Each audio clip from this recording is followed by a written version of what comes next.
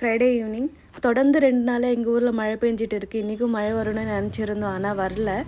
Climate ரொம்ப சூப்பராக இருந்தது. மேகமூட்டமாக சில்லுன்னு காற்று வந்துட்டு இருந்து ரொம்ப என்ஜாய் பண்ணியிருந்தோம் ஈவினிங் டைமில். எங்கள் ஊரில் மழை பெஞ்சாலும் சரி, சின்னதாக காற்று அடித்தாலும் மேகமூட்டமாக இருந்தாலும் சரி, உடனே பவர் கட் பண்ணிவிடுவாங்க. ஒரு 2 to 3 ஹவர்ஸ்க்கு அப்புறம் தான் பவர் கொடுப்பாங்க. உங்கள் ஊரில் எந்த ரீசனுக்காக பவர் கட் பண்ணுவாங்க கமெண்ட்டில் சொல்லுங்கள். இங்கே மல்லிப்பூ அந்த க்ரீன் பாட்டோட தான் விற்பாங்க. அதை ரிமூவ் பண்ணி தர மாட்டாங்க. இங்கே இருக்கிறவங்க அந்த க்ரீன் பாட்டோட சேர்த்து தான் கட்டுவாங்க. அது வச்சுக்கும் போதும் சரி கீழே விழுந்துகிட்டே இருக்கும். எனக்கு அவ்வளோவும் பிடிக்காது. ஸோ நான் அந்த க்ரீன் பாட் எடுத்துகிட்டு தான் நான் கட்டுவேன். கிளைமேட் ரொம்ப நல்லா இருக்குது. ஏதாவது சூடாக சாப்பிட்ணுன்னு தோணுச்சு. அதனால் ரவா இட்லி தான் பண்ணியிருந்தேன் இன்றைக்கி. புதினா சட்னி அண்ட் கடலை சட்னி ரெண்டுமே பண்ணியிருந்தேன்.